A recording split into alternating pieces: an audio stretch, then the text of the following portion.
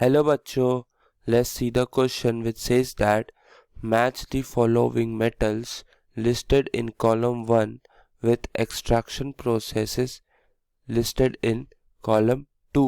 और हमारे पास यहाँ पे कॉलम 1 में है सारे मेटल्स और कॉलम बी में है उसके एक्सट्रैक्शन प्रोसेसेस, और उसमें हमें मैचिंग कराना है कौन से मेटल के लिए कौन सा एक्सट्रैक्शन प्रोसेस यूज होता है। तो हमारा जो पहला है वो है सिल्वर। तो सिल्वर हम जानते हैं कि बहुत ही लेस रिएक्टिव मेटल होता है, तो उसके लिए जो हम लोग प्रोसेस यूज में लेते हैं वो है एमालगेशन। इसमें हम लोग क्या करते हैं कि सिल्वर का जो है एलॉय बनाते हैं मरकरी के साथ, और हम जानते हैं कि जब भी कोई एलॉय बनता है मरकरी के साथ तो उसे हम एमालगम कहते हैं। तो silver plus Hg gives us एमालगम। ये हमारे पास एमालगम है जिसका हम लोग फर्दर डिस्टिलेशन कराते हैं, और डिस्टिलेशन कराने से हमें क्या होता है कि सिल्वर जो है नीचे Hg जो है वो इवापोरेट हो जाता है और हम फिर सिल्वर को एक्सट्रैक्ट कर लेते हैं। तो अगर हम इसमें मैचिंग कराएं तो A is matched with S, that is amalgamation. फिर मूविंग फॉरवर्ड अगर हम कैल्शियम को देखें तो हम जानते हैं ये कैल्शियम बहुत ही ज़्यादा रिएक्टिव मेटल है, और रिएक्टिव मेटल होने के कारण हम उस सेल्फ रिडक्शन से रिड्यूस नहीं करा पाते। इसके लिए हमें high energy that is electrolysis कराना पड़ता है ताकि जो है वो रिएक्शन एफिशिएंटली हो। तो इलेक्ट्रोलाइसिस में हम क्या कराते हैं कि हम इसका एक्वा सोल्यूशन नहीं ले पाएंगे क्योंकि फिर हाइड्रोजन और कैल्शियम में आपके पास कंपटीशन होगा। तो हम लोग इसका क्या करते हैं, कोई सॉल्ट लेते हैं जिसको हम लोग मोल्ट करते हैं, इसे हम लोग फ्यूज्ड सॉल्ट इलेक्ट्रोलाइसिस भी कहते हैं, जिसे हम लोग मोल्टेन फॉर्म में लेते हैं। और जब इस मोल्टेन फॉर्म में लेकर के इसमें इलेक्ट्रिसिटी कंडक्ट कराते हैं तो जो कैल्शियम जैसे Ca+ आयन होता है वो कैथोड पे जा करके रिड्यूस हो जाता है, और फिर हम लोग उस कैथोड को रिमूव करके जो है कैल्शियम ऑब्टेन कर लेते हैं। This is how calcium is obtained. तो अगर हम लोग कैल्शियम का मैचिंग करें तो B is matched with P। Moving forward अगर हम जिंक का केस देखें तो जिंक जो है वो मिडिल ऑर्डर में आता है रिएक्टिविटी सीरीज में। तो ये बहुत ज़्यादा रिएक्टिव ना होने के कारण कार्बन या कार्बन मोनोऑक्साइड रिडक्शन करा सकते हैं, क्योंकि कार्बन इसे आसानी से रिड्यूस कर देगा और ये प्रोसेस एफिशिएंट भी होता है।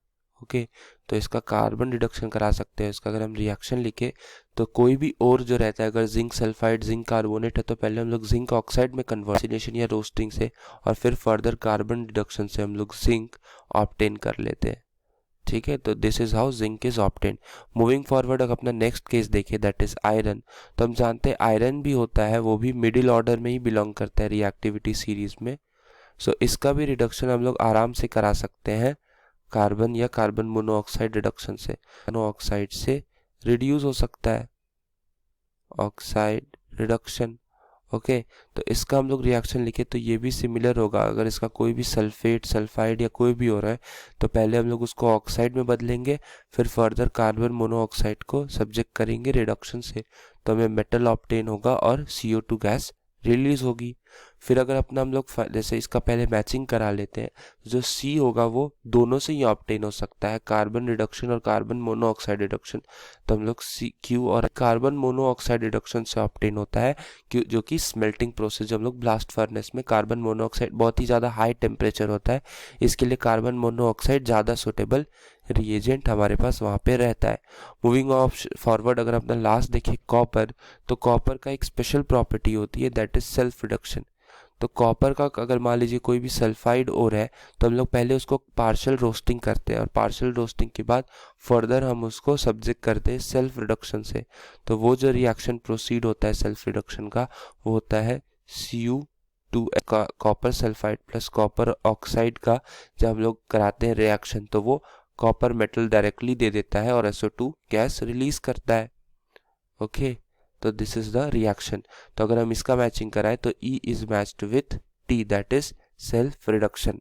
तो अगर हम इस क्वेश्चन का फाइनल आंसर देखें तो वो हो जाएगा हमारे पास A is matched with, A जो होता है वो मैच होता है S के साथ, B जो होता है वो P के साथ, C जो मैच होता है वो Q and R, और D is matched with R and E is matched with T. This is the final answer of the question. Hope you understood it well. Best of luck.